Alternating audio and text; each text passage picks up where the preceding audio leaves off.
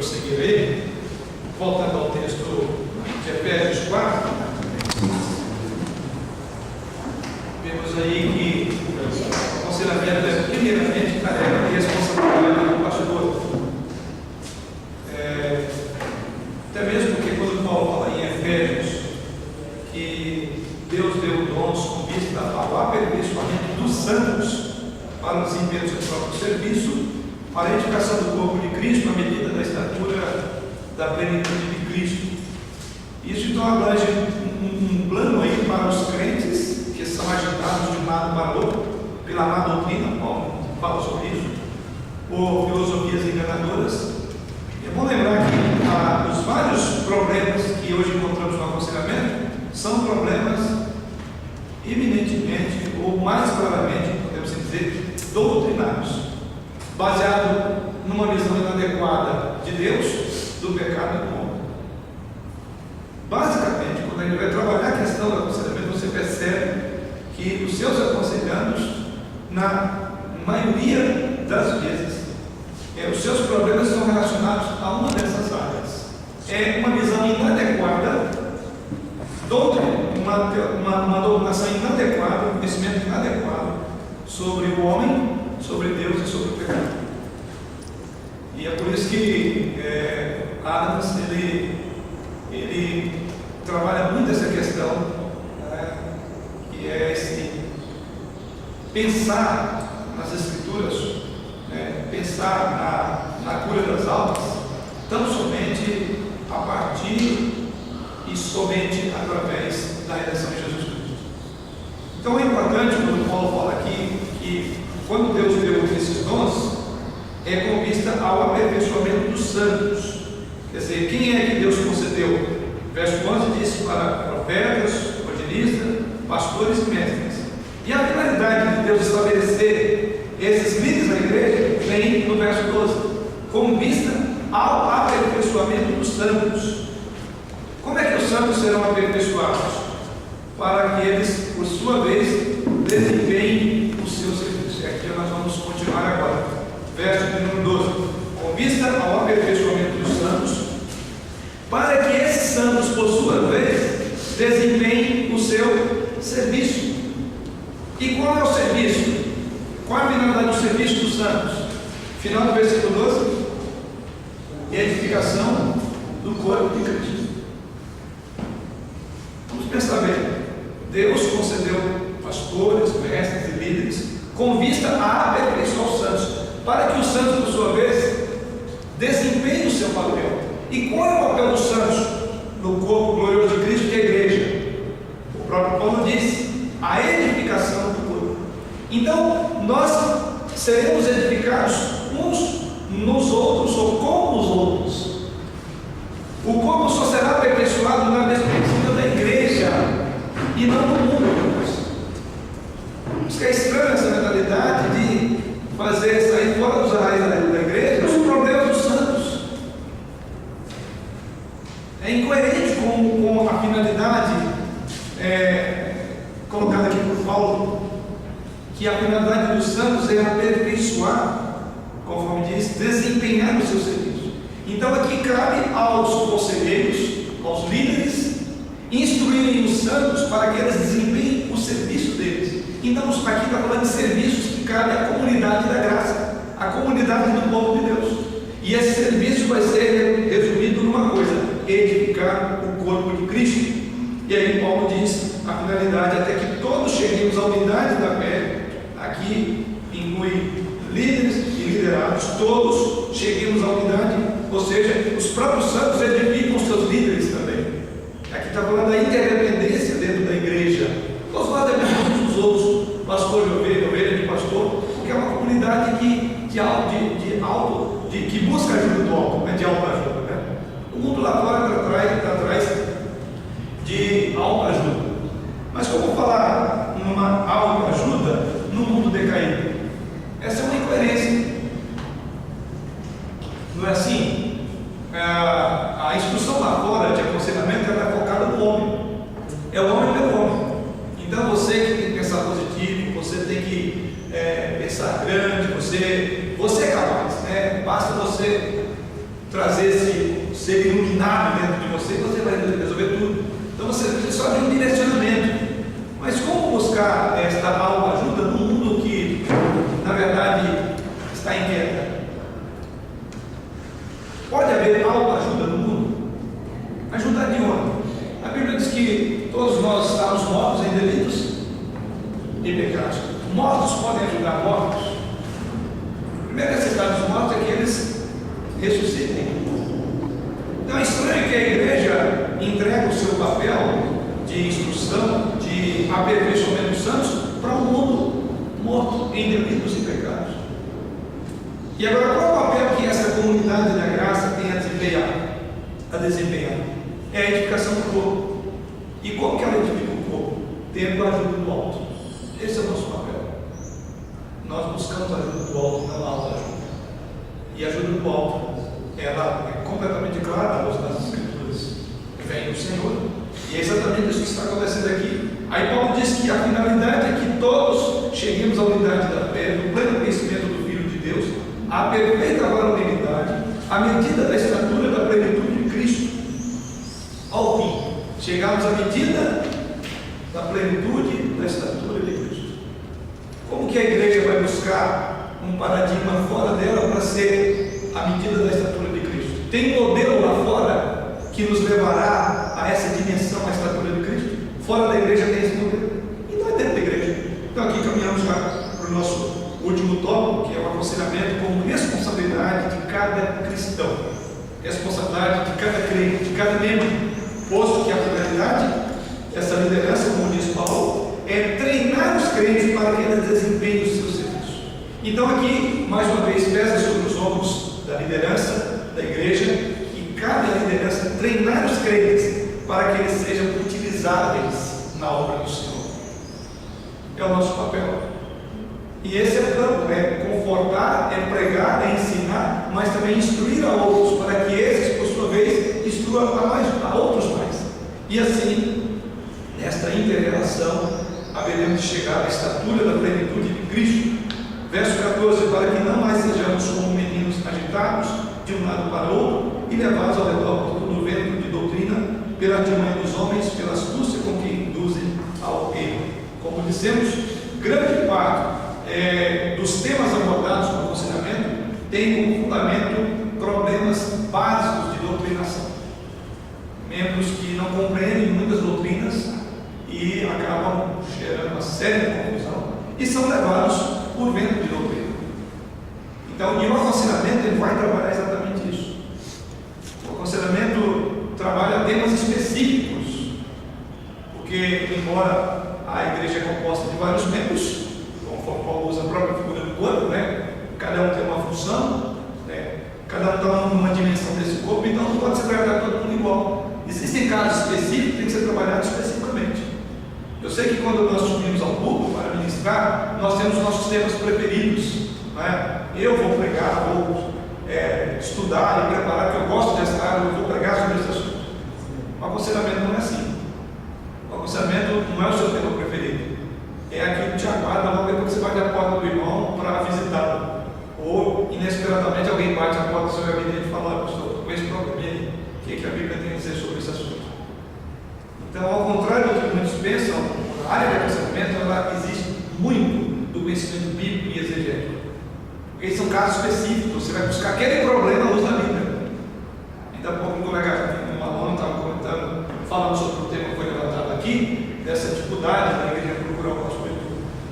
E na maioria das vezes, o problema está exatamente no pastor que não quer ser procurado. Ele não se interessa em divulgar isso, pensando que isso vai demandar muito trabalho, vai demandar muita dedicação em analisar, em pesquisar os temas não preferidos dele. Vocês vão ver os outros preletores comentando aqui sobre os vários temas. Você, por exemplo, se prontificaria a ministrar, falar sobre o homossexualismo na igreja inteira, vai falar sobre o homossexualismo na igreja.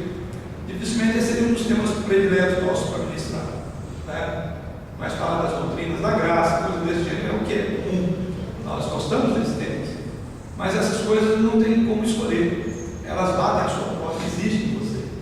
E isso é fazer aquilo que cada um à medida da necessidade de cada um, para que não fiquem agitados de um lado para outro, levados ao redor por todo o vento de doutrina.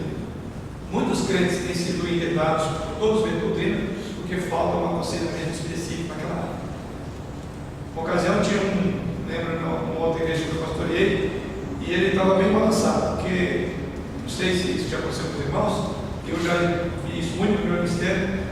Você evangeliza a doutrina, uma pessoa que está chegando para a igreja, e à medida que ela adentra as portas da igreja, até um pouco antes disso, ali naquele processo de catecúmeno, de instrução bíblica, preparando para o batismo e a profissão de fé, é muito comum que naquele período as pessoas que rondam, que as conhecem, se porventura de algum que é crente, até se revela nessa lana, e aí ele começa então a colocar minhoca na cabeça desse membro, como maneira de tirar ele para levar para a sua igreja, para a sua denominação. É muito comum. Eu lembro de uma dessas várias ocasiões que esse irmão, ele ficou bem balançado, porque ninguém nunca tinha falado de Cristo para ele, e através de uma irmã da igreja ele foi conduzido a Cristo, e ali na igreja eu estava doutrinando ele nos primeiros passos da vida cristã. E aí ele, um amigo de trabalho, andou colocando algumas coisas estranhas na cabeça dele, e ele começou a ficar em dúvida. Ele falou: não sei se eu vou batizar, não sei se eu vou fazer parte. Até que no fim ele falou: não sei se eu vou fazer parte da igreja. Mas por que não? Porque tem isso, tem isso. Eu falei: mas quem te disse isso? Não, um amigo meu. Quanto tempo você conhece? Ele falou assim: não, eu conheci amigo da nossa, está querendo te desviar no meu centro. Não, mas eu vou para a igreja. Eu falei: não, mas eu falei: vou dar só um exemplo para você, vou ilustrar isso. Tem quanto tempo você conhece? Se eu não me engano, nós temos 7 anos que eles trabalharam juntos. Você sabia que ele era crente? Ele falava alguma coisa assim. Ele chegou a falar de Cristo para você? Não. É interessante. Agora, à medida que você está engajado nessa vida nova e tudo, transformado, ele agora está querendo te levar. E era vez de doutrina mesmo. Testemunho de Jeová. Ficou pesado. Agora eu estava ia quebrar a cabeça desse caboclo. Você é um infeliz, né? Se além de não levar ninguém a Cristo, só desvia dele, então vai tirar o cara do caminho. Mas aí por fim, aí foi uma questão específica. E aí o que eu fiz? Tive que interromper toda aquela estrutura básica, essencial, básica da fé, que eu estava no meio dela, para infelizmente ter que trabalhar no assunto do meu interesse. Não de interesse, eu tive que estudar com ele a seita do Testemunho de Jeová. Então ele teve que ser vacinado primeiro, porque ele já estava contaminado, para depois conduzir ele ao universidade. Isso demorou em cerca de quase um mês, com estudos todos os dias da semana, todos os dias da semana. Então não era um tema preferido meu, mas eu tive que fazer isso. Eu fiz através da pregação particular, pessoal, específica. E Paulo fala que os crentes devem fazer isso a fim de que não sejamos levados por ventos de doutrina, ao contrário, mas isso Paulo aí que cheguemos ao conhecimento do Filho de Deus e à perfeita varonilidade, à medida da estatura da plenitude de Cristo. Então ninguém chegará à medida da estatura da plenitude de Cristo se não houver o que Paulo disse um pouco antes, cada um procurando edificar uns aos outros. Mas vamos agora pensar um pouco em alguns textos que falam desse trabalho de aconselhamento mútuo uns aos outros. Como vimos, o aconselhamento não é uma opção, é um ponto central das Escrituras, mas não só para o pastor, mas também para toda a igreja. E aqui nós vamos ver agora aqui. Vejam bem um texto, vamos ver aí Gálatas, capítulo 6, versículo 1. Gálatas 6, verso 1. Irmãos, se um homem for apanhado em algum delito, vós que sois espirituais, corrigiu tal com espírito de mansidão, e ora por ti mesmo, a fim de que também não seja tentado. Ok? Aqui Paulo está falando a quem? Os irmãos. Os irmãos. Ele não fala aqui a pastores, a outros apóstolos, mas ele diz irmãos. Aqui Paulo coloca o dever de cuidar a comunidade dos salvos, dos eleitos de Deus. Um irmão que está sendo treinado a exigir aqui o fruto do Espírito, é instruído a corrigir com mansidão o irmão faltoso. Então aqui Paulo coloca a tarefa de aconselhamento, de instrução, de ministração específica, particular, no ombro ou nos ombros de todos os irmãos, como ele chama. A palavra grega que Paulo usa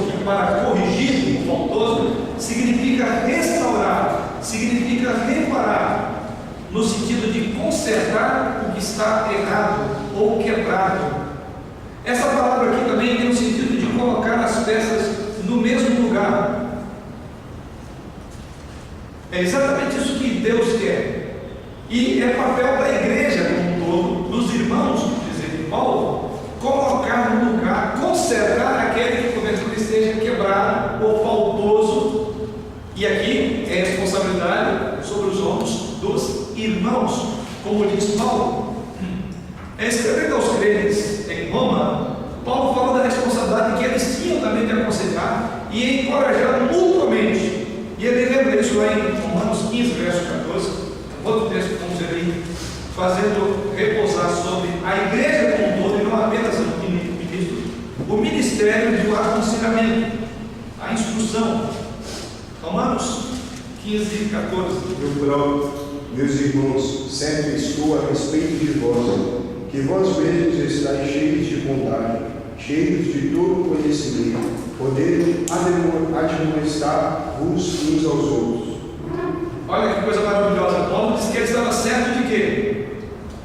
De que aqueles crentes mesmo estavam possuídos de bondade, cheios de todo conhecimento, apto, a palavra para os admoestar. É a palavra-chave que Tiago gosta muito, né? No Novo Testamento. É a confrontação amorosa. E aqui Paulo usa essa palavra. Paulo diz que ele tinha plena convicção a respeito dos crentes de Roma, de que eles estavam possuídos de bondade, cheios de todo conhecimento, apto para vos admoestar uns aos outros. Então Paulo fala aqui de aptidão para crentes admoestar uns aos outros, que é o trabalho da igreja. A igreja admoestar uns aos outros. Algo interessante que está nesse texto.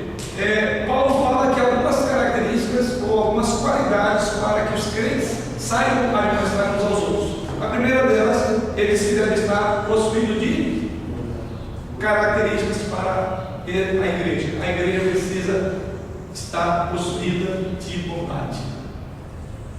Isso é uma demonstração de uma das áreas do decálogo que Jesus Cristo fechou. Amarás a Deus sobre todas as coisas e o próximo como a ti mesmo.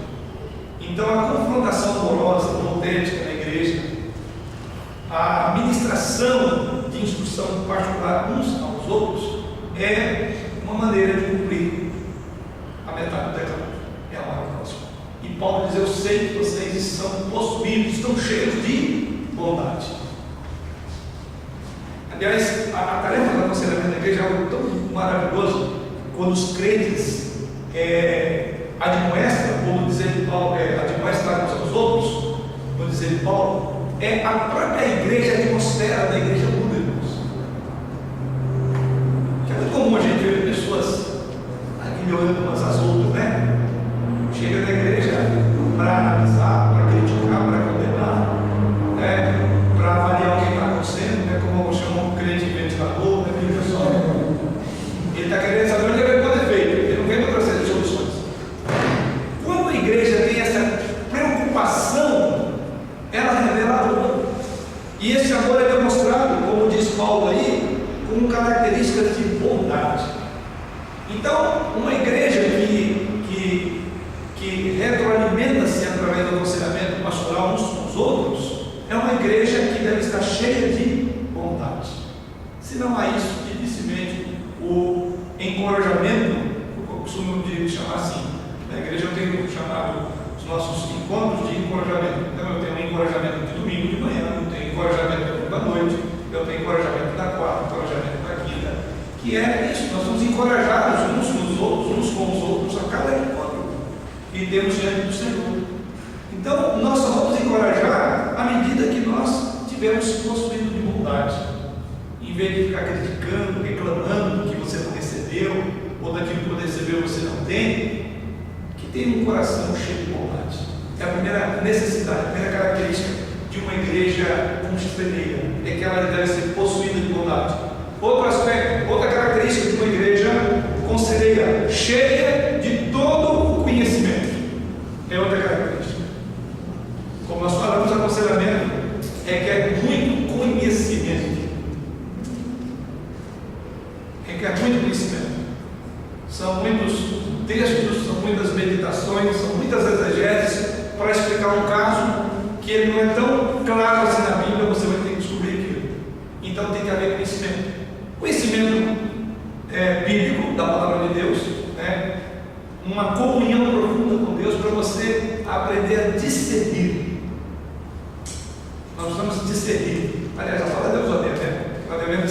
espíritos, e deve haver um profundo espírito de discernimento. Então, por isso Paulo diz que a igreja conselheira ela deve ser possuída de bondade, mas também cheia de todo o conhecimento. Significa que não só o pastor conselheiro, o presbítero, os diáconos, um grupo de aconselhamento, mas também todo crente deve ser cheio de conhecimento. Antigamente, quando um crente conhecia a Bíblia, lia, os congressos era muito comum, né? Uma pessoa conhecia João 3,16, então merece por aí, vai, é bom para vocês, por João 3,16. Felizmente, a igreja mudou muito a isso. Hoje, se o crente da igreja conhece um versículo da Bíblia, antigamente era demais, a gente conhecia salmos inteiros, livro inteiro da Bíblia de cor. Eu fui dessa geração, não muito tempo atrás. Mas hoje, se a gente conhece João 3,16, merece por aí, Nobel, que conhece a Bíblia. Agora a questão é a seguinte: como estaremos possuídos de bondade sem ter todo o conhecimento da verdade? E aí é onde mora o maior problema da igreja. A igreja não conhece a Bíblia. Então, como nós vamos aconselhar uns aos outros se não conhecemos a Bíblia? Então, veja bem como que as coisas vão ficando entrelaçadas. Ora, para aconselhar, para ministrar, eu tenho que ter um coração cheio de bondade, mas eu tenho que ter pleno conhecimento. Eu tenho que discernir as coisas. Eu farei isso à medida das Escrituras. Porque se eu não tivesse discernimento, eu teria outra compreensão. Eu teria uma ideia psicologizada. E é essa que, lamentavelmente, predomina nas nossas igrejas. Uma certa ocasião, eu estava desenvolvendo um tema sobre mordomia, vários aspectos da mordomia cristã, e uma irmã, falando que ela estava em falha, particularmente naquele aspecto da mordomia que ela não estava ali, por ocasião da escola bíblica dominical. E ela falou: na verdade, a minha falha é muito maior. Ela até sempre, ela estava meio de lado, a igreja cheia, ou à frente, ela falou: não, eu tenho pecado a confessar. Eu falei: espero que ela seja muito sábia, ver o que ela vai colocar aí. Mas foi proveitoso. E realmente foi uma confusão pública. Ela falou: olha, para ser sincero, meus irmãos, eu não tenho lido a Bíblia já uns bons meses. Eu tenho comprado tanto livro nas livrarias evangélicas, livros de autoajuda. E como ela está na minha linha, ela já se condenou. Ela já colocou: eu sei, eu já vi da evidência do pastor, aquela coisa toda, né?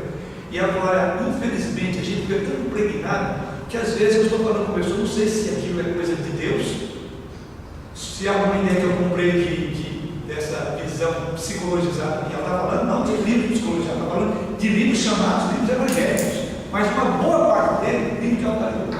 Ela falou: hoje eu tenho minha mente confusa.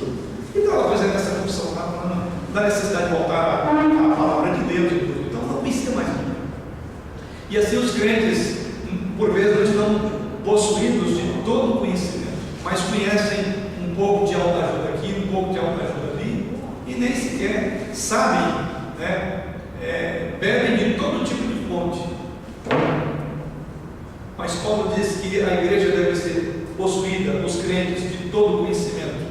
E por fim, ele diz aí: apto para vos admoestardes uns aos outros. Eu diria que esses dois pré-requisitos levam ao terceiro. Ora, alguém que tem um coração possuído de bondade, alguém que é, como diz Paulo aí, conhecedor, consequentemente será alguém apto para admoestar. As três áreas importantes na igreja: piedade, vida com Deus, que se revela no espírito de bondade. É o interesse pelo outro. Esse espírito de bondade é interessar pelo outro. Infelizmente vivemos uma época em que as pessoas estão tão ligadas a si mesmas e chegam na igreja e nem conhecem uns aos outros. Por vezes eu tenho que dizer para os irmãos: olha, esse irmão aqui quer te apresentar, já fez isso, literalmente. Vou te agradecer porque com esse último culto, o culto que o professor fez para ti, quer dizer, vocês são companheiros da mesma jornada agora, são membros do mesmo corpo visível, que é a igreja. Já fiz isso várias vezes. Com irmãos que são aqueles domingueiros esporádicos, que aparecem, caem de paraquedas na igreja, e geralmente aqueles que quando falam besteira em preleções abertas, vem para recriminar porque não foi visitado, porque não é amado, porque a igreja não trata desses assuntos. E a semelhança que um colega colocou aqui antes, tem sido a minha experiência, eu creio que todos os ministros aqui.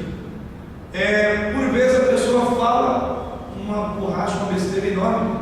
Se ela tivesse estado nos trabalhos, ela teria ouvido aquele tema. Ah, nunca ouvi na igreja. É muito comum falar, a pessoa, a igreja não ama. A nossa igreja não é a igreja que ama.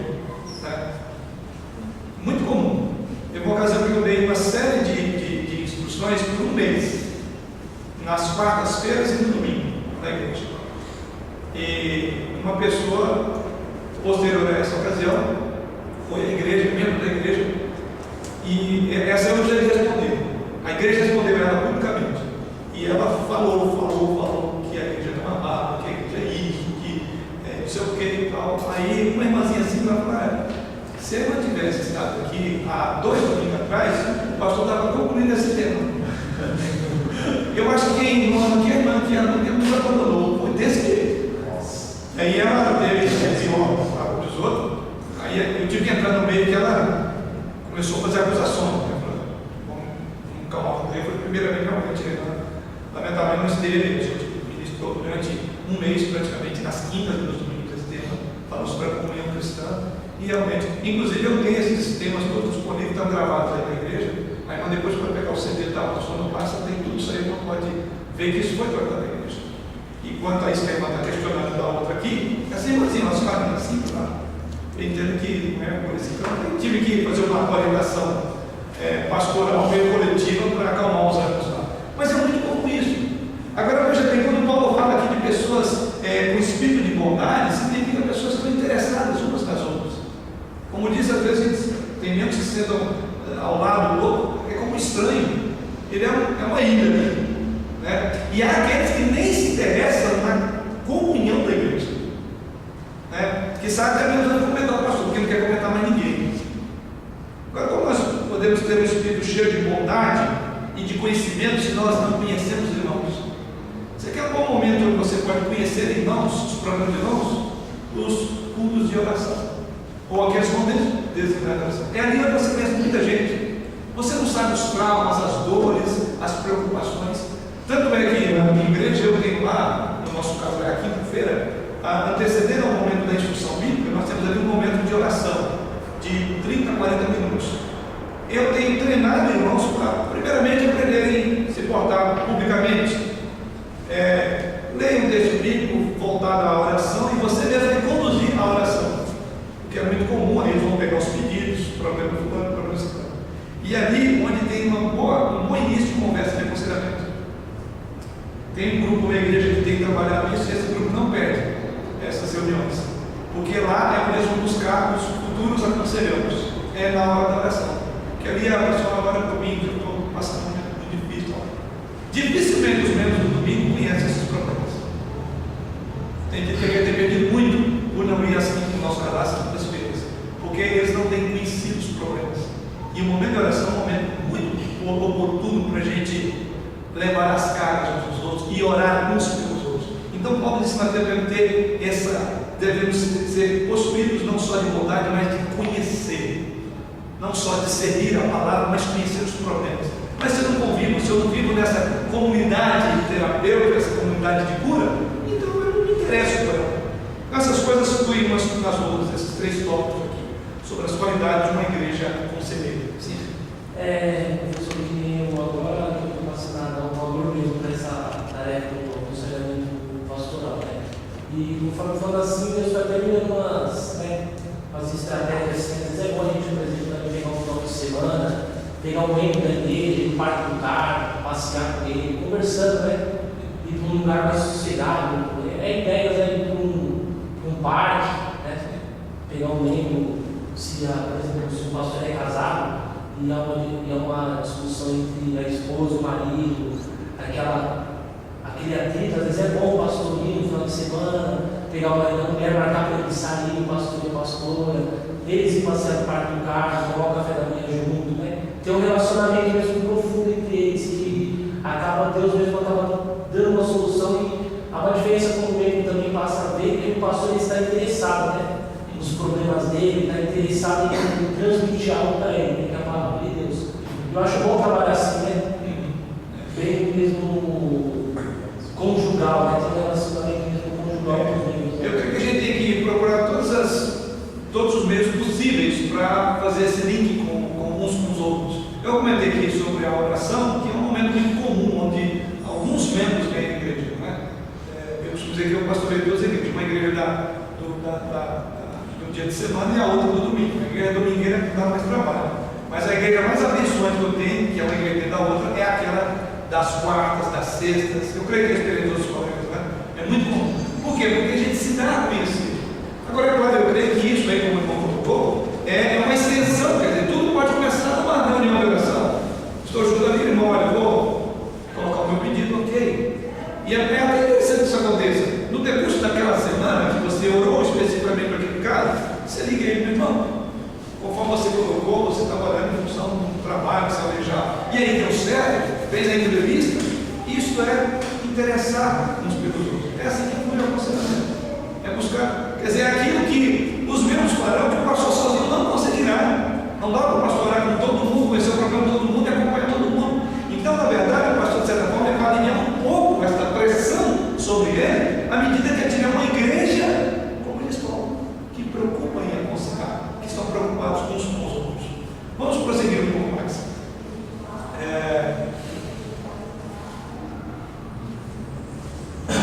Colossenses capítulo 3, 16 e Romanos 15, 14, os nossos dois textos. Vamos ver Colossenses 3, 16, nós vemos?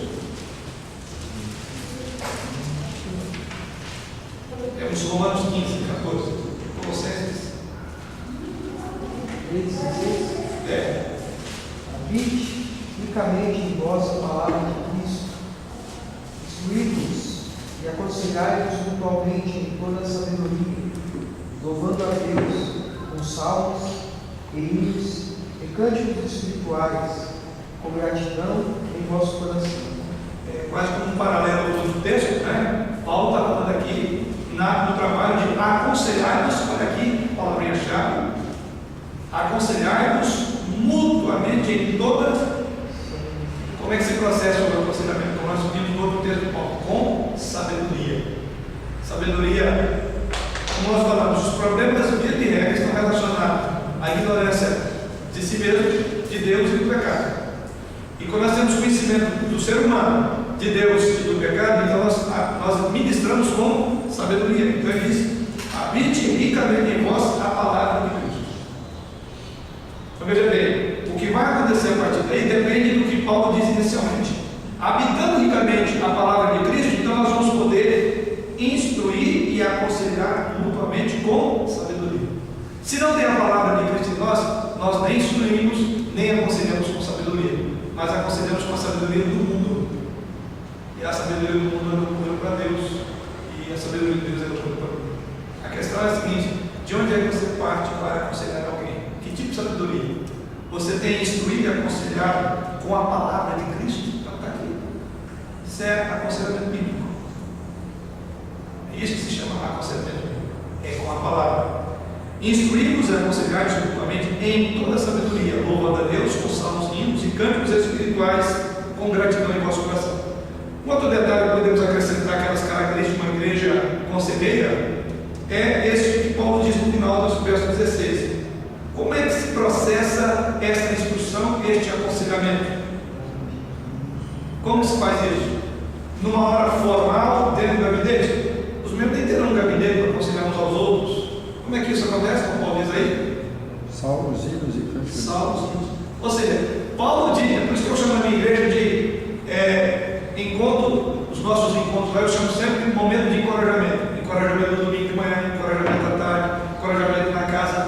Porque é o momento onde nós vamos instruir e aconselhar mutuamente, enquanto cantamos, enquanto louvamos, enquanto reparamos, enquanto conversamos, enquanto oramos, nós estamos instruindo e aconselhando, tendo a palavra de Cristo habitando em nós. Veja bem que é o aconselhamento não formal, é o aconselhamento geral público. Não é a visão de Paulo, que ele ministrava de forma pública e também pessoal. A igreja ministrará, cada igreja ministrará de forma pessoal, quando vai convidar o irmão, procurar preocupar com o problema dele, instruir especificamente naquilo. E a igreja também estará instruindo publicamente, todos, como Paulo diz, cantando, louvando. Ou seja, enquanto nós participamos da comunhão dos santos, é o momento de Paulo chamar instruí-vos e aconselhar-vos. Instrua cantando, é isso que Paulo está dizendo.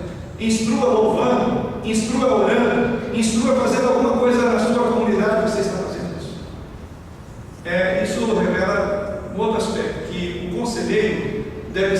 pessoa, aliás, o conselheiro é uma pessoa que os olhos do aconselhado sempre estará sobre ele. Você, irmão, que aconselhou o irmão da igreja, e de repente você vai corrigir aquele irmão em alguma possível falha que ele tem cometido. Quando publicamente aquele irmão te viu você fazer a mesma coisa com o outro. Então Paulo diz que em comunhão nós estamos instruindo, sem palavras diretas, né, mas a nossa atitude. Então, pela maneira de nós vivermos, nós estamos instruindo e aconselhando uns aos outros. Como é que fulano se porta quando ele é confrontado? Como é que esse meu conselheiro ele faz quando ele é contraditado em alguma coisa pública? Qual é a reação dele? Você está instruindo e aconselhando enquanto você está vivendo na comunhão da igreja. Porque é fácil você ter um bocado de regras para diretivamente falar com aquela pessoa de um problema específico. Mas esse aconselhado, ele sabe quem é você na comunidade. Qual a repercussão que você tem na igreja.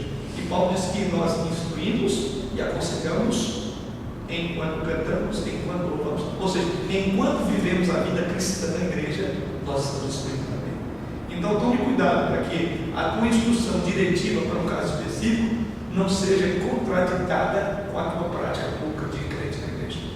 Isso é muito importante. Paulo está colocando aqui. Vamos prosseguir um pouco mais.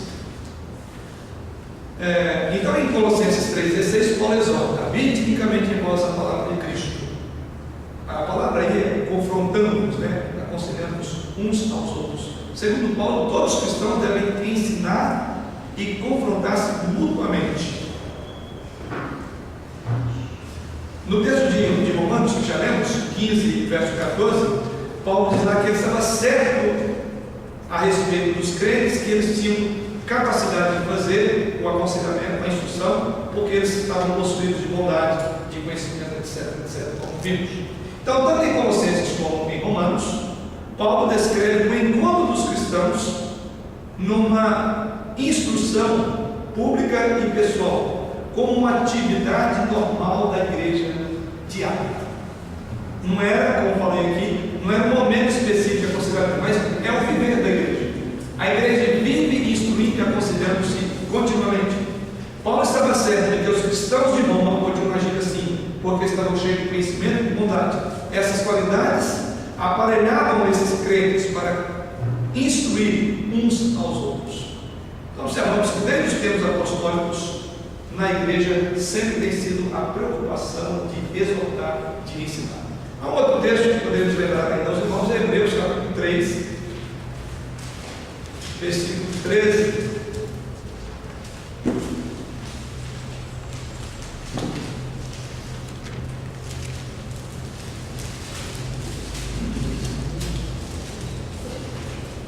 Ao contrário, encorajem uns aos outros todos os dias, durante o tempo que se chama hoje, de modo que nenhum de vocês seja endurecido pelo engano do pecado.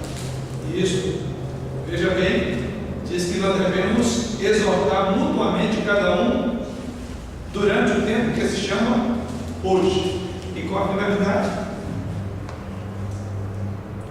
Segundo o autor da carta, a fim de que nenhum seja endurecido pelo engano do pecado. Outro ponto importante: quando o aconselhamento é ministrado de forma coletiva, nós fechamos, por assim dizer, as brechas para que o inimigo não penetre e nem divida a comunhão da igreja.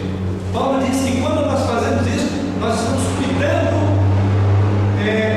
da saúde da igreja. Ele diz a fim de que, a finalidade aí, de que nenhum de vós seja endurecido pelo engano do pecado.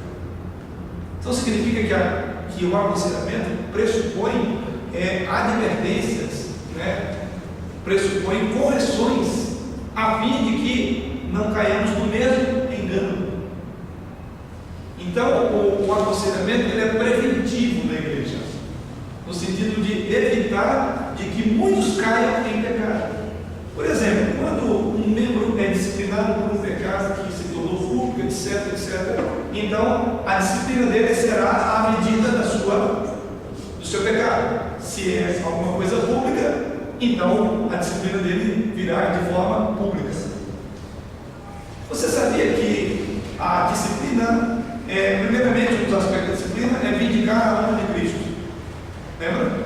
A pureza da igreja, que são os princípios que nós entendemos pela disciplina. Vindicar a honra de Cristo, a pureza da igreja, e evitar, servir de alerta para que outros não caiam no mesmo pecado.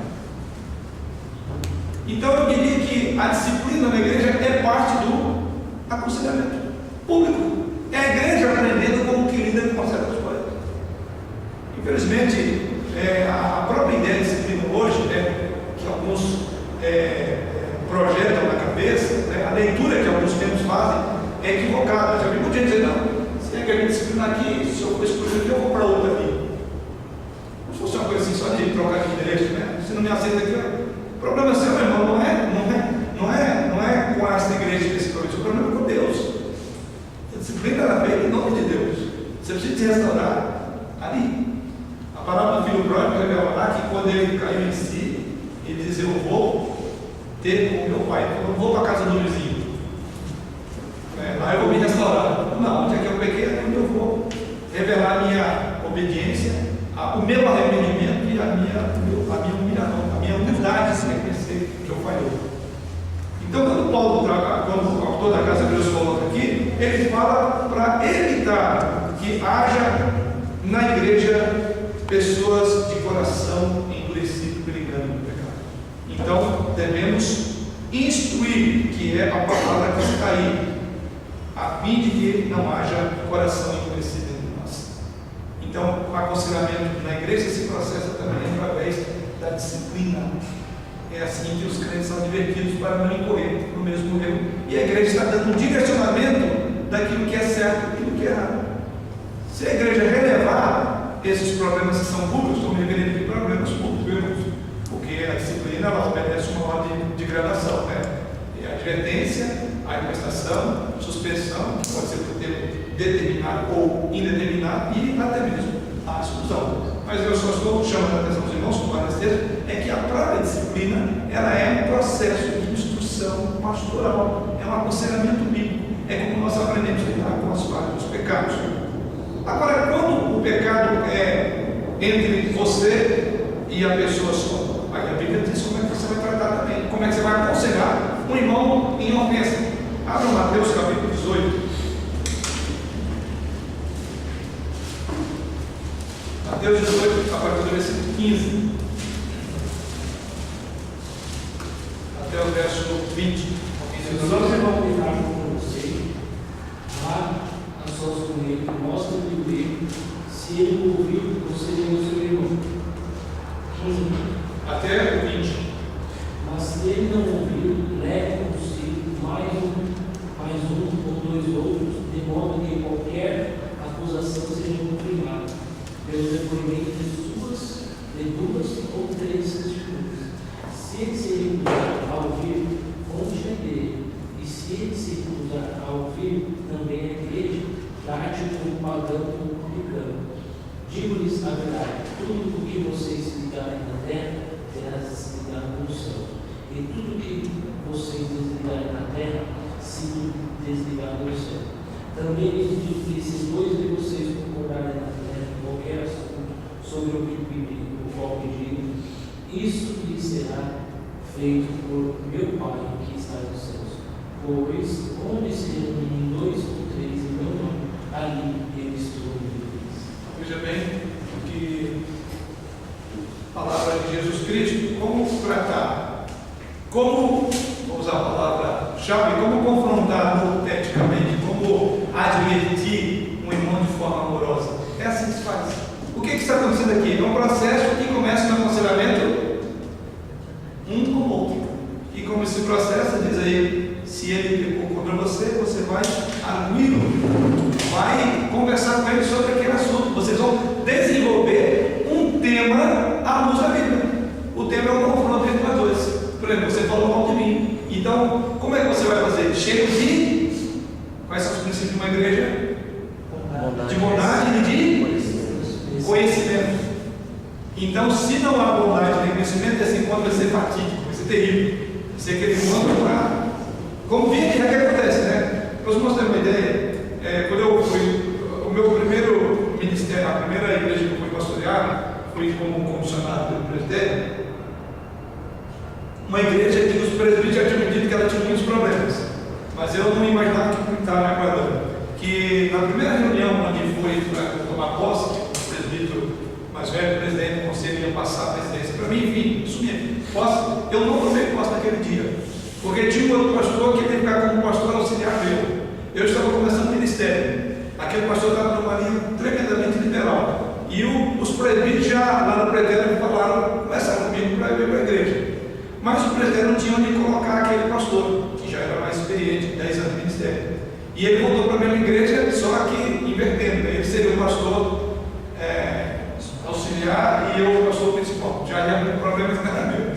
Imagina a situação, um pastor experiente que eu tinha que ser o pupilo dele, né? E na verdade, isso já causou uma estranheza, mas ele aceitou o ministério, as condições dele não tinham como ser diferente.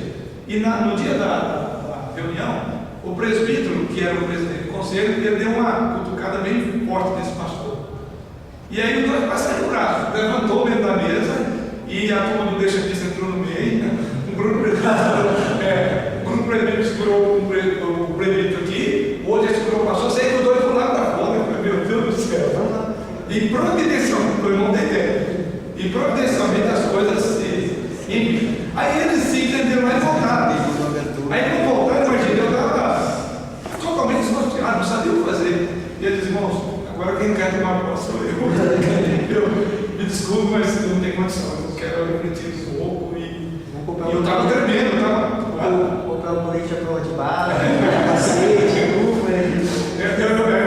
Eu acho que eu não devia ter vindo para cá, a pastor era com terno e gravata, com armadura diferente. Bom, aí depois eu comecei a ajustar. Bom, e aí preguei, tomei posse no domingo seguinte, o próprio conselho ajudou bem, sabe toda aquela situação, resolveram-se as coisas e tomei posse. Aí, na escola dominical, dando estudo, e não era, estava noivo, vim para casar, estava em Goiânia e vim casar aqui em São Paulo, aqui. E, então, eu, na escola dominical, dei estudo e tal, e naquela noite eu ia viajar para São Paulo, acabei não viajando por causa desse outro problema. E eu estou lá cumprimentando alguns irmãos, até bem cedo, né? De repente, um irmão lá foi me procurar lá na porta da igreja, falou, pastor, corre aqui. E eu assustei, falei, quem foi que corre aqui?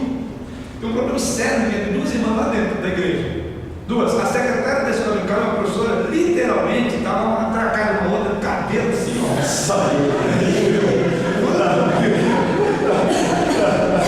Eu falei, agora não tem volta, porque eu já tomei posse, né? E ele foi exatamente o que aconteceu. Sem nenhuma sabedoria bíblica, sem nenhum amor cristão, as duas estavam lidando com um assunto que já era de longas datas, que não tinham sido resolvido. E aí eu li para as irmãs esse texto aqui. E agora nós começamos pelo texto, pastor, vai terminar com isso. Inclusive elas erram o texto, leu para dizer, olha, eu estou procurando você porque. Mas não tinha nenhuma sabedoria, nenhum discernimento, né? Até mesmo porque não foram instruídas nisso. E aí as coisas acabaram caminhando com um trabalho de aconselhamento e isso perdurou quase um ano. Uma delas, a outra foi menos tempo, que ela já se recompôs. Mas aqui o texto diz, se o teu irmão te ouvir, você ganha o teu irmão. Agora, como o seu irmão vai ouvir, ou você vai ouvir, se você não tiver treinado para fazer isso? Se você não tiver toda a sabedoria e graça para lidar com os problemas? Mais uma vez, esse trabalho para você, o pastor tem que olhar isso. Ele tem que instruir os membros sobre como lidar com isso, para evitar que esses encontros sejam encontros de morte, não de vida. Sejam encontros que promovam esperança e não angústia na igreja. Muita gente vive angustiada na igreja porque não sabe lidar com seus problemas. Mas o texto aqui está dizendo que não é um problema. Aqui no caso é cada um vive assim. Vai entre ti e irmão. Porque está falando de aconselhamento um com o outro. Tendo aqueles princípios que temos lá em Romanos e em Colossenses: sabedoria, piedade para cuidar com isso. Pois bem, caminhando já para o nosso fechamento aqui, eu quero ainda abordar um outro texto que fala de Tessalonicenses, Tessalonicenses, esse é o último texto, capítulo 5, versículo 14, primeiro texto de Paulo aos Tessalonicenses 5,14. Outro irmão lê para nós. Exortando-vos também, irmãos, a que admoesteis os insubmissos, consoleis os desanimados, ampareis os fracos e sejais unânimes para com todos. Ok? E mais uma vez Paulo lembrando a igreja de algo que era trabalho dela. Veja, exortando-vos também, irmãos, Paulo exorta a que a igreja também admoeste. Aqui é mais uma vez a ideia da confrontação amorosa. É exortar, admoestar os insubmissos, consolar os desanimados, amparar os fracos e sejais de longo ânimo para com todos. Somando o que nós já vimos lá em Romanos, em Colossenses, para fechar, temos algumas outras instruções importantes no aconselhamento uns com os outros. Veja, no final de sua primeira carta aos Tessalonicenses, Paulo dá aqui instruções específicas para a igreja, de como ela deveria tratar, no que diz respeito a tratar entre os irmãos. E aqui, mais uma vez, aprendemos algumas coisas. Primeiramente, Paulo fala aqui de uma classe de pessoas que ele chama aqui de, a primeira, insubmissas. O que se deve fazer com pessoas insubmissas? O que Paulo diz aí? Admoestar. Precisam ser literalmente repreendidas. Quem é responsável por fazer isso? Segundo Paulo? Os irmãos. Essa é a outra crise que a gente vive na igreja. Não existe repreensão. Mais ou menos assim, deixa eu ver os pés aqui. Ó, pastor, tem fulano aí que é uma víbora que né? Fala mal de todos, eu já peguei na boca de fulano, entrando. Ok, não, você viu quem mais? Não, eu vi lá, lá na casa de fulano lá e falou horrores. Ok, você pega o texto de Mateus e com sabedoria e graça vai essa semana e conversa com ela. Ah, não, ela é muito amiga minha aí, só me desculpa, mas não tem jeito para isso. Aí as coisas continuam acontecendo, aí essa pessoa vai comentar com ela, olha, e eu disse para o pastor da igreja. O pastor sabe que essa fulana já fez isso. Não, eu não quero confrontar porque é meu amigo. É porque nós trabalhamos juntos, eu trabalho na casa dele, ou na empresa dele, coisa desse tipo, coisa desse tipo. Mas a Bíblia diz que é dever dos cristãos de admoestar pessoas insubmissas. E a responsabilidade aqui recai sobre a igreja. Aplica-se ao que Paulo chama de os irmãos. Não é especificamente o trabalho do papel do pastor. Poderá até ser, caso aqueles passos dados em Mateus, a pessoa não atenda para lá, até levar à igreja, ao conselho é diferente. Mas via de regra, as pessoas levam diretamente, não digo ao conselho, mas indiretamente, porque leva para o pastor, leva para o presbítero. E a impressão que se dá é que a pessoa não quer resolver o problema. Ela quer jogar lenha na fogueira, porque nossa, se eu falar isso para fulano, acabou a nossa amizade. Que conceito de amizade é esse que as pessoas têm? Lembro de uma ocasião que eu fui entregar uma carta pessoalmente a um diácono que estava vivendo em pecado, e depois de um ministério de 12 anos como pastor, não conseguiu, ou tentou, de todas as formas, não conseguiu chamar aquele irmão, trazer o irmão ao conselho. E porque dois terços do conselho era a família dele, tio, irmão e sobrinho desse irmão. E não conseguia levar ao conselho. E aí eu falei, não é possível, não, porque a família trouxe ao conhecimento meu pecados que ele cometia de forma pública, era notório na região, mas ele era um dos nomes principais da igreja, mesmo fundador. E aquela situação estava já angustiando a igreja, eu estava vendo aquilo como um pecado de Acã. A igreja não progredia porque tinha uma Acã, todo mundo sabia, mas ninguém comentava-se, mas ninguém tratava. E aí eu falei para o conselho, o conselho me advertiu, não, mas igual, o senhor está chegando agora, a gente acha que é importante, é necessário, mas não quer dizer que esse irmão é fulano de tal, e esse irmão tem isso, e o pastor Paulo desgastou, teve quase um infarto de consequência disso. Então estava dizendo onde é que eu estava entrando. Né? Bom, como eu sou novo, não sei se vai dar impacto para você, mas já estou mais. Eu tenho mais saúde do que o colega que está aí. Então, vamos trabalhar isso. Sei que no final final da história, eu tive que pessoalmente ir falar com ele e levar uma carta.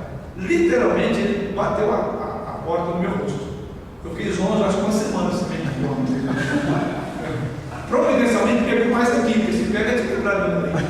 Então fiquei ruim, ouvi Grilo cantar a semana inteira. E por quê? A família dele, inclusive tinha liderança na igreja, não tinha coragem de tratar. Mas ao mesmo tempo eu fiquei numa segunda de mim, porque já se sabia na igreja que o pastor sabia e não tomava providências. Aí, lamentavelmente, eu tive que dar um trabalho que nunca mais eu quero fazer. Até mesmo que eu disse, Deus chamou para ser pastor de ovelha e não cão de guarda. Eu tive que, lamentavelmente, ir atrás. Por quê? Porque eu tinha que ter prova. Tendo do ponto de vista constitucional, de codisciplina, se eu falar alguma coisa e eu não tiver fundamento, e como eu não podia rolar as testemunhas, porque primeiro eram parentes, até a Constituição, vocês, a Bíblia também tem, né? A Constituição resguarda o direito de você não pode pôr consanguíneos, né? Tem lá, consanguíneos. Então, eu já tinha essa questão constitucional que eu achava uma dificuldade, e segundo, que ninguém tinha coragem mesmo, né? Não queria confrontar. E era um irmão, segundo o próprio texto diz, insubmisso. Enfim, aquele irmão foi disciplinado, etc., tratado. 3 meses depois ele faleceu. A família vivia como nós na igreja depois desse dia. Porque ele foi restaurado, tratado. Eu acho que ele se converteu ali nessa disciplina, ele mudou mesmo. Mas era providência de Deus, né? Tanto que 3 meses depois ele faleceu. Ele submeteu uma cirurgia e não existiu. E aí depois a família olhou com os olhos de graça. Eu creio que se ele fosse naquelas circunstâncias ímpias que eu estava vivendo, a família teria um peso enorme da morte dele. Mas a família não quis tratar, não quis confrontá-lo.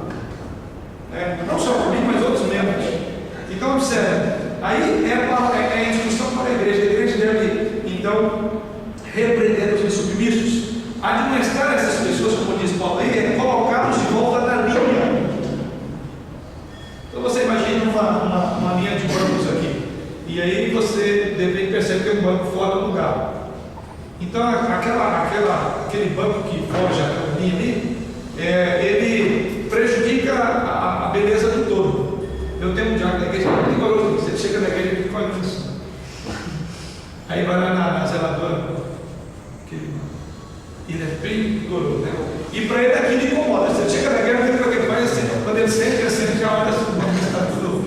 Então é colocar em linha, porque aquilo que é torto prejudica a beleza do todo. Quando Paulo usa aqui essa expressão, a admoestar dos submissos, é colocar ele no lugar que ele tem que estar. Isso é dever aqui, Paulo diz, da igreja. Não é só do pastor, do conselho, isso é dos membros. Ajude a endireitar, seja aquele diácono caprichoso, pode até ser, mas coloque aquele lugar. Imagine se toda a igreja tivesse essa visão. Teremos menos reuniões desgastantes de conselho de tribunal para julgar disciplinarmente. Mas porque a igreja tem que através do trabalho de cuidado. Então, a diferença entre aquele que busca o pastor, né, para se aconselhar e ele de repente expõe um problema que ele esteja tendo com o irmão, vamos dizer, né?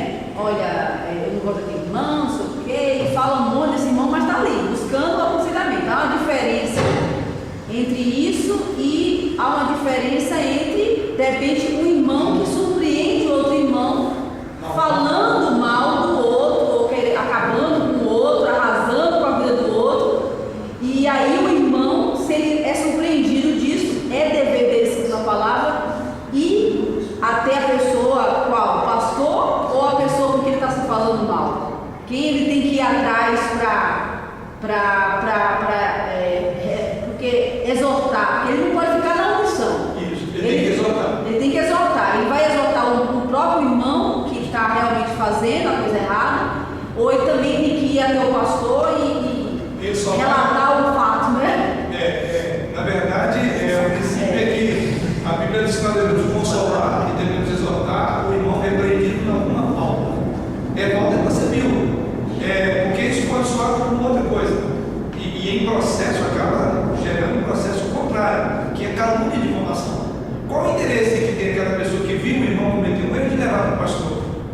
Ele está querendo fazer propaganda de si mesmo, mas usa do desastre do outro, né? Ó, aquele irmão, eu já não tenho muito, não sou muito chegado dele, ele fez isso, fez aquilo, quer dizer, qual a intenção?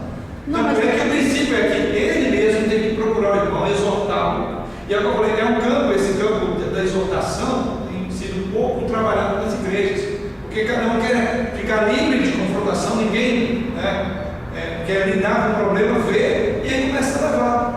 Então, quando você começa a levar, você quer o princípio do texto de Mateus. Desde Mateus é claro sobre isso. Como lidar com o irmão faltoso? Você e ele só. Então, mas aí no caso, por exemplo, mas aí o senhor, antes um pouquinho o senhor falou sobre a questão do irmão que chegou até o senhor e falou que viu o irmão acabando com o outro, tal. E aí o senhor propôs, então nós vamos oferecer essa palavra, mas aí ele disse, não, mas aí o senhor não fala nada porque eu sou meu amigo. Aí o pastor ele não se envolve enquanto a palavra que está lhe trazendo a ele também se envolva, não é isso? Não, ou não, ele não vai se envolver em momento nenhum, ele vai... Não, eu disse a ele que ele poderia ser no processo final colocado como calúnia de formação dele, se não tivesse fundamentos no processo. Mas como ele era parente, eu não podia arrumá-lo, nem como testemunha. Ele tinha o direito de estar casado, nesse caso. Se não fosse, se temor pelo homem, na verdade ele... É aquela questão que a gente trabalha no temor dos homens, né? Não devemos ter temor dos homens. Perder a amizade. Não devemos. Se é que é Eles amizade. vão ver que essa questão. Se é que é amizade é isso, né? Então, e é um problema sério, esse é um problema crônico que toda igreja tem, em maior ou menor intensidade tem. E talvez o trabalho pastoral auxilie isso. Tanto é que a igreja via muito isso. Eu adverti publicamente a igreja, disse ao conselho, que se alguém, se pessoas me processam para conhecimento de assuntos, os quais elas não quisessem se envolver, elas seriam disciplinadas por calúnia de informação. Depois disso, pouca gente procurou. Tinha medo de procurar o pastor, nossa, se eu levar para ele, mas eu não tive essa advertência, porque era comum isso na igreja. Então a igreja virava um local de disse-me-disse, todo mundo falava, todo mundo aqui virou uma situação muito complicada. Eu tive que chegar a esse ponto de dizer, melhorou bastante a igreja nesse sentido. Bom, depois Paulo diz mais, né? O próximo passo ele diz aí também quanto aos desanimados, é uma outra classe de pessoas. Aí começa os insubmissos e quanto aos desanimados deveriam ser o quê? Consolados. Advertência, colocar no lugar certo aquele que está fora do padrão.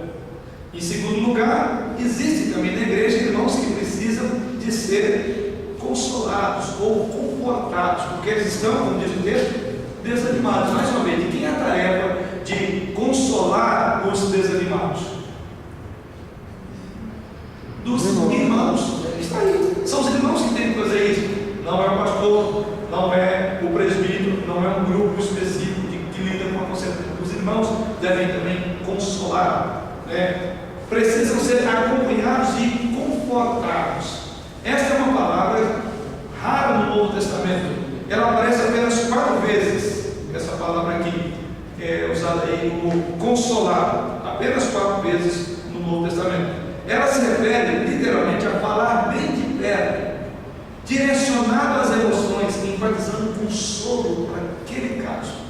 Veja aí João 11, 19 e 31. Então essa palavra aqui 4 vezes acontece, refere-se mais a falar bem de perto, ao ouvido, direcionado às emoções da pessoa, porque é alguém que para um caso específico precisa de um consolo específico. Isso os irmãos devem fazer. Veja aí, ela acontece lá em João 11, 19 e 31. Alguém lê para nós? Muitos dentre os judeus tinham vindo ter com Maria, e Maria para os consolar a respeito do seu irmão. Os judeus que estavam com Maria em casa e a consolavam, vendo-a levantar-se e pressa a sair, seguiram-na, supondo que ela ia ao fundo para chorar. É a mesma coisa, a palavra do original é mesmo, irmãos. A palavra consolar é a mesma que acontece aqui no texto nosso de 1 Tessalonicenses 5, quando diz aí que nós devemos consolar os desanimados. Aplicando a um caso específico, como o irmão viu aí, é o momento quando Jesus vai à casa de Marta e Maria. Qual era a circunstância ali? De um profundo desânimo, de uma angústia de algo, de uma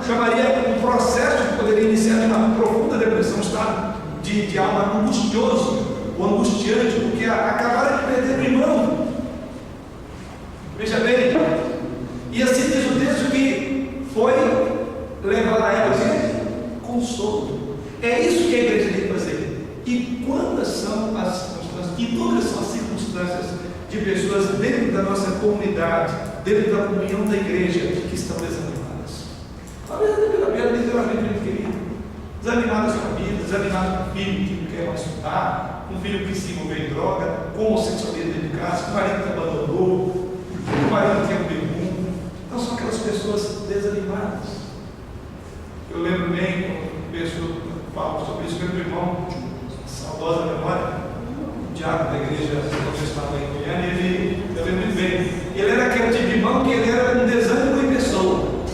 Ele já estava assim. Aí chegava, chamava irmão de Deus, eu justificava o nome, irmão de Deus, o nome dele. Ô meu irmão, como é que vai? Tudo bem, eu não caía assim. Pegava a mão dele, não precisa de conhecer um pouco o parlamento, era filho de encorajamento, tinha que ser um homem assim. Mas era um desânimo em pessoa, mas ele encarnava a ideia do desânimo em pessoa. Né? Não tinha muito motivo para isso, mas era aquele tipo, daquela ovelha que gosta sempre de ser paparicada, né? Sempre você precisa de. Não, gente. No início eu até fazia tudo isso, eu não conhecia, né? E aí depois eu comecei a puxar a orelha dele, falar assim, a prova vai bom, o que é isso? Não é da cabeça, né? Assim, não, assim mesmo, espera na morte. Velho, isso é bom, a gente estava me dizendo. Não, tinha uns irmãos que vai perder,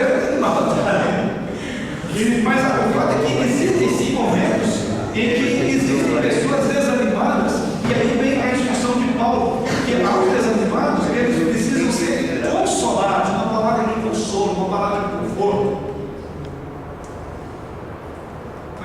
uma palavra de estímulo, que é a palavra bíblica, a palavra de Deus. E por fim, outra classe de pessoas que os irmãos deveriam cuidar, porque ele fala aí que os fracos precisavam ser o quê? Amparados. Mais uma vez, os irmãos devem amparar os fracos. Os fracos precisam ser auxiliados, amparados. Novamente, essa palavra ela acontece também 4 vezes no Novo Testamento e tem o sentido de agarrar, apoiar, dedicar, estar voltado para isso. Servir como um esteio para esse irmão. Diz que o fraco, por vezes, precisa de um amparo, um local onde ele possa se encostar. Mais ou menos aquela ideia do texto que nós devemos suportar-nos uns aos outros, servir de suporte. Isso é suporte numa cultura do egoísmo, egocentrismo grande, coisa difícil. Somente pessoas que amam, como diz o texto lá de Romanos, lembro lá o texto do versículo, Romanos 15, que é ter essa capacidade de se identificar com o sofrimento alheio. Essa pessoa deverá servir de suporte a esses irmãozinhos que estão na igreja que são fracos. E por fim, ele disse: para com todas essas classes, você vai precisar você precisa ter uma característica, qual é? Finalzinho do versículo. Paciência, na minha aqui chama de longanimidade para com todos. Não tenha um pavio curto, seja de longo ânimo. Pessoas de pavio curto não conseguem fazer isso aqui. Em vez de exortar, já sai batendo, dando, sai no taco logo. Então são palavras, aquele tipo de cumprimento, quando cumprimenta o irmão, com a erro da graça, quando bate nas costas, para eles colocam o mão no lugar. Então, seja alguém de longo ânimo. Para com todas essas classes de pessoas, diz aí que seja também longânimo para com todas essas classes. Não é brincando. É o trabalho da igreja, é o ministério da igreja, o trabalho da nossa igreja. Sim.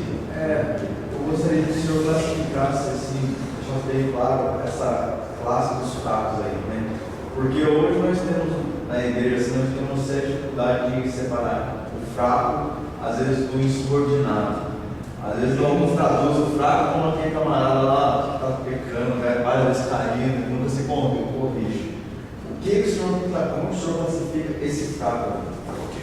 Primeiramente, convertido, por exemplo? Não necessariamente. Não necessariamente. Há pessoas que são até de longas datas, lembra que Paulo falou em Corinto? Que eles já tinham um tempo suficiente de serem maduros, porque eu podia comer feijoada como nós comemos agora, e estava ainda no leitinho, Então,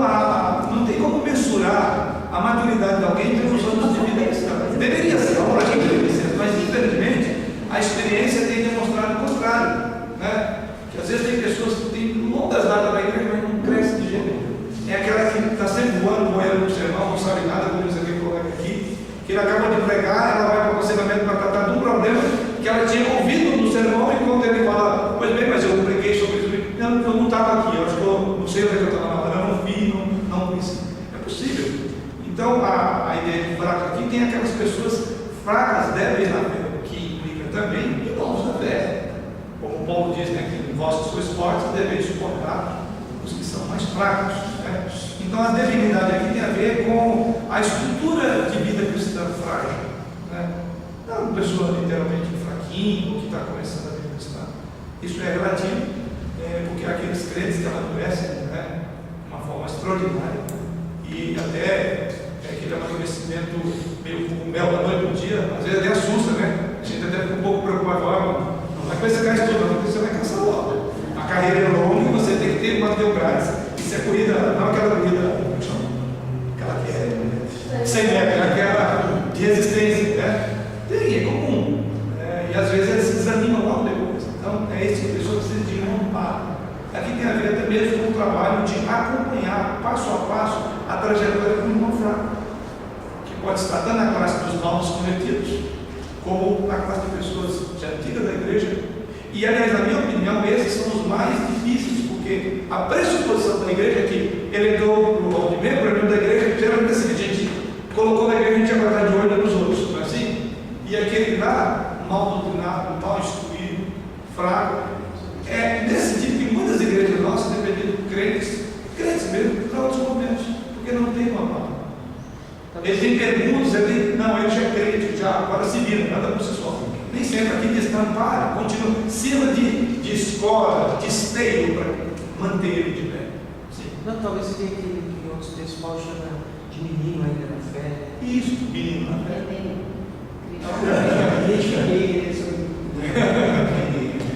Bem, mas eu acabei passando um pouco aí, até mesmo em função que eu teve um tempinho para algumas perguntas. Tem uma aluna que sabiamente ela já chegou em minhas mãos. Todas as perguntas que ela chegou. O que não tiver dentro do assunto, você pode. Ok. Então você pode.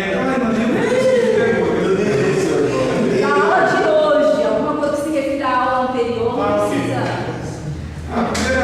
A primeira, na verdade, se refere até uma aula passada. Porque eu não tive a oportunidade de perguntar. Ela diz que para cada pessoa tem uma pessoa específica para aconselhar e alcançar, ou seja, tem casos específicos que seria interessante. É comum, quer dizer, nós não somos bons em todas as coisas, né? Há irmãos que tem que é um parlamento da igreja, tem uma capacidade extraordinária de ser um encorajador de irmãos fracos e desamparados. Há aquele que lidou com crises existenciais profundas e que ele se identifica com outros irmãos que estão passando por um local onde ele passou. Então essa pessoa seria a pessoa ideal para ser conduzida daquele irmão. Não que ele vai se especializar para uma coisa necessariamente não. Vai ocorrer, né?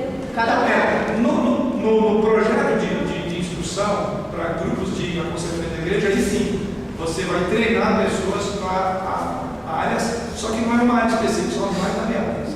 Eu tenho um treinamento que eu já tenho há 3 anos com um grupo treinado com casais. Então esses são específicos.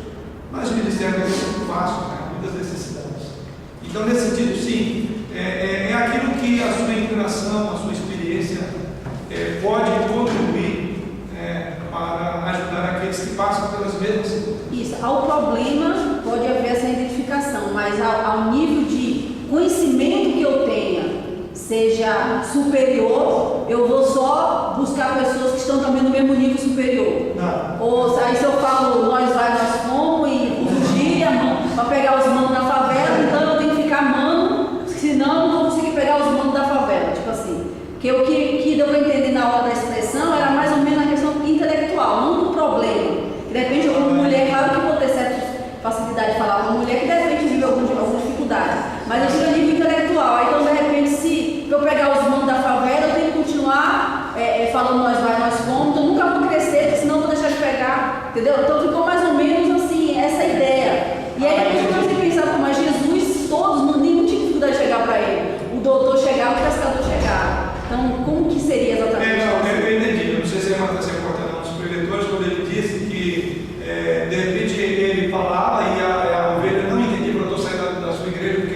quando você fala, e aí eu lembro dessa ocasião. Eu estava falando ali com relação da exposição mesmo, da instrução, da prédica, de nós nos tornarmos entendíveis ao auditório, quer dizer, fazermos entender. E é possível, às vezes, aquilo que ele não entendeu, aliás, ele diz, eu entendo, eu acho que eu falo simples, disse esse irmão, né? E realmente, também pela exposição dele, apesar de toda a sua capacidade. Eu acho que não é o caso dele, eu não peguei já o gancho, porque eu sei que normalmente é isso que, às vezes a gente vê as pessoas, então tem que pegar alguém do nível superior, e aí ele nunca vai descer ao nível da favela, porque ele já está no superior, né? Então, não, eu acho que eu penso um pouco ali como o Paulo diz, né? Vide de tudo para com todos, para com todos mesmos. Isso, Paulo está ganhando, eu para ganhar as pessoas que vivem prostituindo e me prostituindo, para ganhar os bebês, bebidas. Não.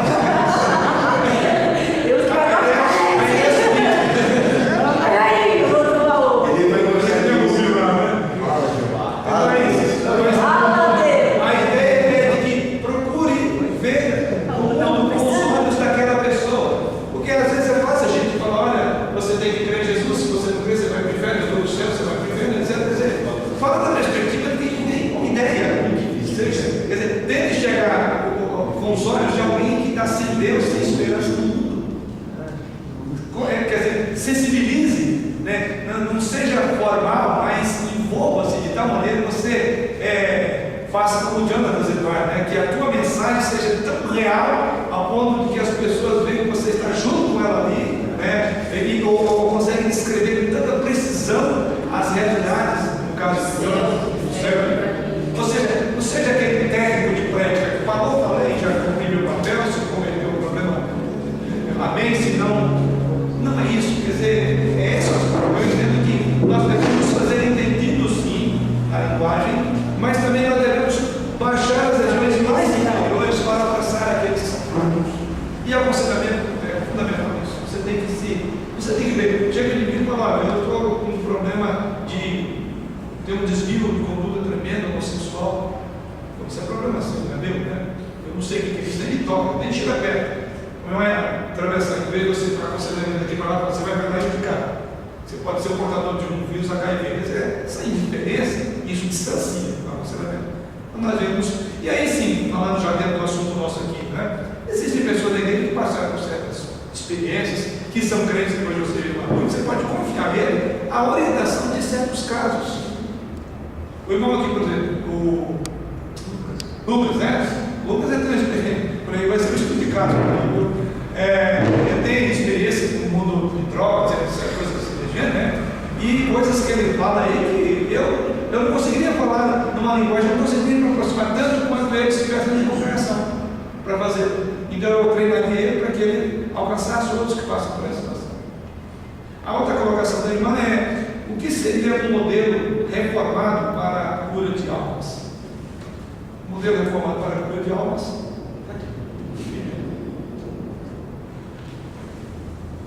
Vocês respondiam, muito lá com aqui. A base é a Bíblia, com certeza, mas o roteiro, né? O modo como isso se efetiva.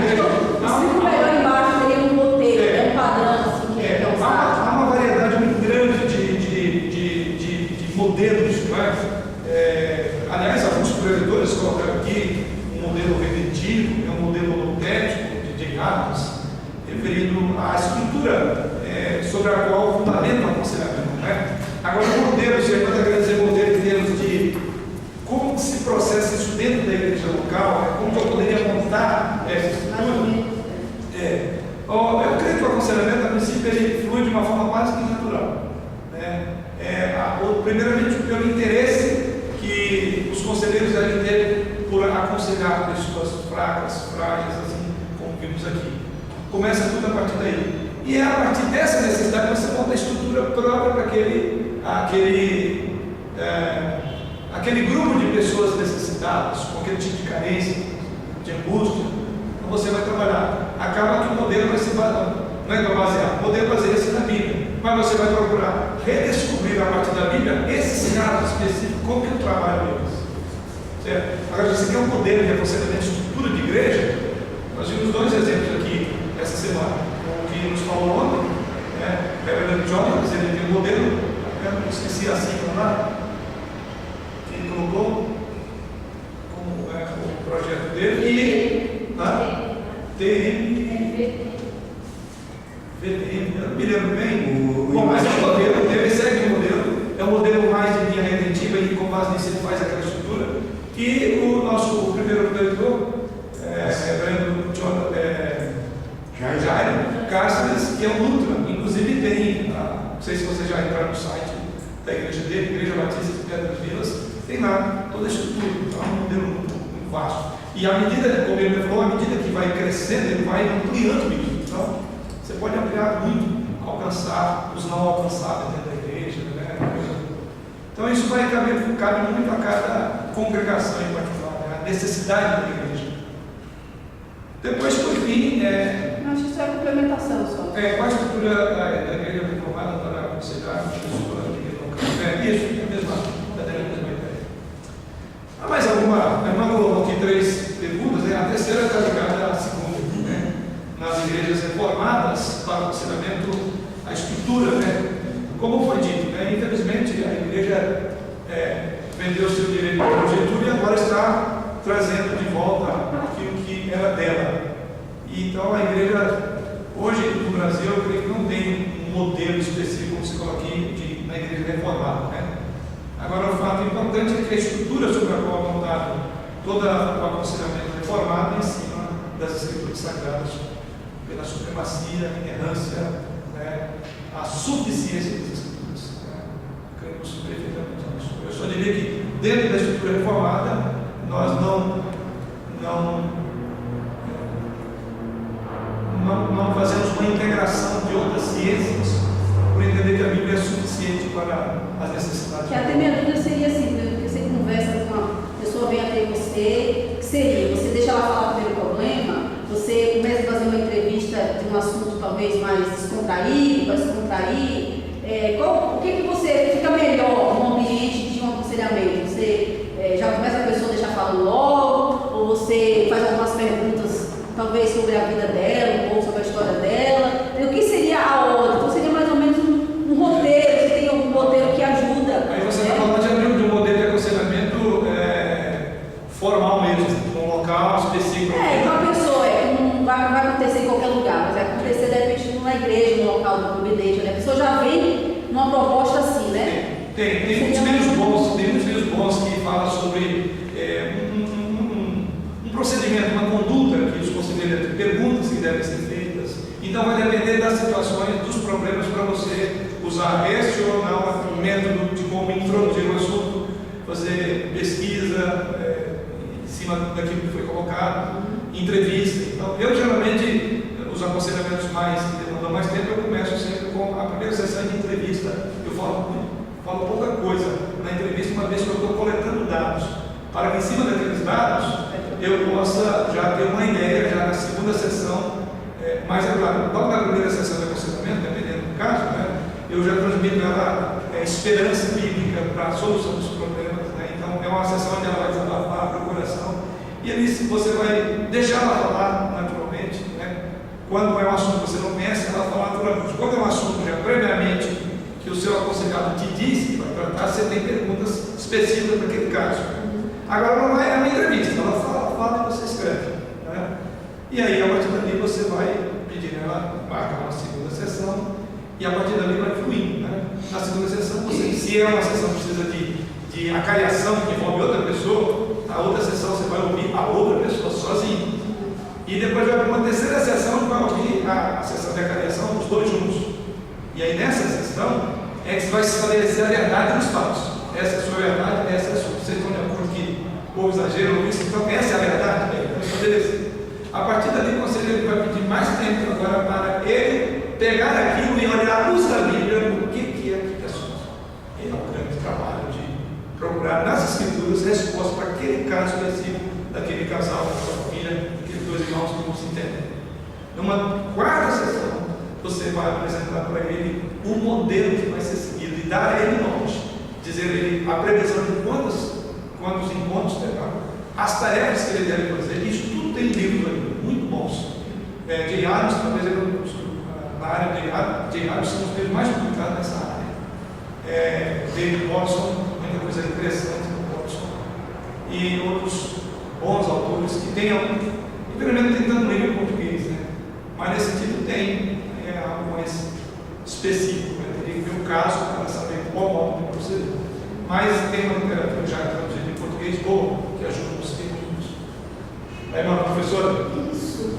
Pastor, a minha pergunta é em relação à Bíblia, né? A utilização da Bíblia no aconselhamento. Então eu fico pensando, agora o nome usou a Bíblia, né? Mas aí, e aqui nas poucas palestras que eu pude acompanhar, né, coincidentemente eu vi muitas explicações a partir dos livros de Paulo, do apóstolo Paulo, né? Então a minha pergunta é a seguinte: existem alguns livros dentro da Bíblia, né, mais especificamente que está direcionado ao aconselhamento bíblico, ou eu tenho que pensar desde Gênesis a Apocalipse? Porque assim, no movimento dos puritanos, né, tem alguns livros que dizem se foi coincidência ou não, mas eles, na época desse movimento, eles praticamente eliminaram os evangelhos e dando privilégio para o Antigo Testamento, os escritos de Paulo, e isso influenciou na forma severa, né, deles de tratar, ou então em relação ao outro, né? Então a minha pergunta seria essa: eu fiquei pensando aqui, quando ela falou de modelo, eu pensei, mas o modelo é Cristo, pensei. Então, que a gente usa muito isso na pedagogia, na questão da educação, né? Mas eu fiquei pensando se ainda é este modelo. Quer dizer, nessa situação, como Cristo, né? Como que ele agiria? Cristo nessa situação agiria dessa forma, então eu devo agir dessa forma, né? Então a minha pergunta seria essa: quando ele fala, você vai no evangelismo, ele tem algum livro específico, que é a Bíblia, mas Especificamente. Exatamente, o que é mais tratado, né, gente? Eu diria que. Paulo? A gente fala a questão de Paulo, porque Paulo ele sempre desenvolveu as cartas dele de uma maneira. Em todas elas. Primeiro, a teologia, a instrução, né? A base teórica. E em seguida, as suas cartas sempre terminam com a área prática, né? Então, por isso que Paulo tem sido muito utilizado, mas não se limita a isso. Até mesmo porque, falando do Antigo Testamento, né? Tem várias instruções na área de aconselhamento baseadas em Gênesis 3, que diz muita coisa se aprender ali sobre transferência de responsabilidade, culpa sobre o outro. Então, muita coisa, tem livros, mas livros que desenvolvem a partir de Gênesis, né? O doutor Vadislau trabalha muito no aconselhamento redentivo, onde ele leva tudo para a pessoa de Cristo. Jesus, sim, é o paradigma de todo aconselhamento, de toda a estrutura. Tá? Então, a questão de explorar as cartas, poderes e tudo mais, talvez é uma questão de coincidência, como ela falou. Mas não se limita a isso, até mesmo que a Bíblia é a Bíblia, né? Não são os escritos só de Paulo, embora isso é a Bíblia sagrada. Quando fala de Jesus, que Jesus é o paradigma de conselheiro, né? Como aconselhar, como chegar a uma pessoa, e há muitas instruções. Você falou a questão dos puritanos, né? Há muitas instruções dos evangelhos riquíssimas sobre a abordagem quando Jesus chega, né? Partindo de algo incomum para algo comum, como falaram nessa lá, há muita coisa aqui de abordagem tete a tete, e Jesus faz isso. Não teria como ter melhor do que ele. Então, há muita coisa que se vê à luz daquilo que a gente vê como deixa eu lembrar aqui a expressão,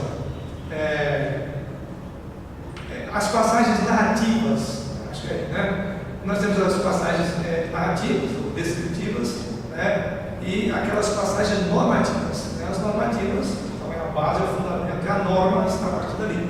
Mas nas narrativas, como os evangelhos narrativos sobre Jesus, então não tem, digamos, uma teologia de Jesus, propriamente dito, né? Mas a partir dos eventos de Cristo na história, nós aprendemos muito como tirar lições e aí ensinar, e você vê muita riqueza nas narrativas do Evangelho sobre a pessoa de Jesus, como ele se portou, como ele lidou com pessoas, né?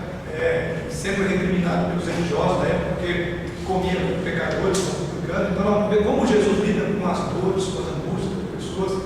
E há uma riqueza enorme, né? É que nem os preletores entraram propriamente, especificamente nisso, né? E se transpareceu a ideia, eu quero então até agradecer a por levantar o assunto ainda no termo dessas conferências, para dizer que realmente talvez uma coincidência aí, né, de ter focado. Porque a preocupação assim, porque lida com a questão da disciplina, né? Principalmente no que diz respeito à disciplina. Então, como o irmão falou da questão da samaritana, é um exemplo assim, maravilhoso, que dizer, quando que Jesus tocou no problema dela, foi, se a gente fosse colocar, enumerar lá no quinto ponto, ele foi e tocou, né? E de repente acontece o oposto. É verdade. Né? Então, quer dizer, faz um estrago maior, né? E a gente tem visto. Ou então, essa utilização tão grande da psicologia, né? De autoajuda. De tudo, a única coisa que ele não precisa. Essa questão, né, que acontece vai ser a vez dos postais, colocam no banco lá na frente, já está todo mundo está disciplinado no banco, a Santa Ceia passa a ser um martírio. E aí vamos ver, o que está acontecendo, sabe? Então, a gente levanta o nome assim, quando o pastor falou da admoestar, né, dos passos, né? Até chegar no muitas vezes ele liga tudo isso e vai no final da excursão. Mas eu entendo isso por quê? Porque a própria igreja assimilou a cultura de ela ser uma comunidade de cura de almas. É a tarefa do pastor, é disciplina, e se resolve mandando embora. Então, na verdade, nós precisamos de reconquistar o espaço que era nosso, fundamentalmente foi se perdendo. Eu diria que a culpa é de todos nós mesmos, os ensinadores, aqueles que estudam. Então, eu louvo a Deus, porque graças a Deus tem havido um despertamento muito grande para o aconselhamento bíblico. Essa expressão foi bem clara, o aconselhamento bíblico. É mesmo que não é a nossa área, tem os profissionais de área, mas deixe eles para lidar, como dentro do campo da revelação geral, tem o seu valor, tem a sua utilidade, né? Só acho que nós não precisamos de mesclar isso para complementar, porque as escrituras são suficientes, devem ser isso, né? E aí, tanto as passagens normativas como as passagens nativas, descritivas, tem muito a nos ensinar, né? Embora devem tomar um certo cuidado quando se tratam de passagens nativas, né? Tem muitos movimentos aí que trabalham só em cima disso e dizem aquilo que o texto não disse, né? Mas eu creio que a gente, com uma boa teologia como temos, né, estrutura, é possível você rebuscar ali os grandes vultos da história bíblica e aí sim centrar especificamente em Jesus, há muito. Até a linguagem de sabedoria, né? Linguagem de sabedoria também, provérbios, salmos, né? Maravilhoso. Parte de aconselhamento, provérbios. Provérbios, eu mesmo utilizo muito provérbios na minha família, nos meus filhos. Eles sabem quase de coisa salteada pelo provérbios. Toda a instrução na educação dos meus filhos é fundamental muito em provérbios, né? Principalmente na barra, né? Também. Eclesiastes. Tem que quebrar as descritivas, narrativas, senão vai ter muita gente que tem que tomar banho no rio de Nanã lá para poder passar por 7 horas para poder se falar. Que é o que acontece com muitos médicos aí, né? Que são pregados. Infelizmente. Sim. Você falou que como conselheiro, o senhor não integra outras ciências, né? Tem a tarefa do aconselhamento. No conselho. E eu percebi que esse também é o pensamento do Jairo, do Jonas, do Edmar, e eles batem muito forte em cima disso. E vamos ter aqui, como cristãos, nós partimos do pressuposto que a graça comum atua na vida de todos os homens, que Deus é o princípio criador de todas as coisas.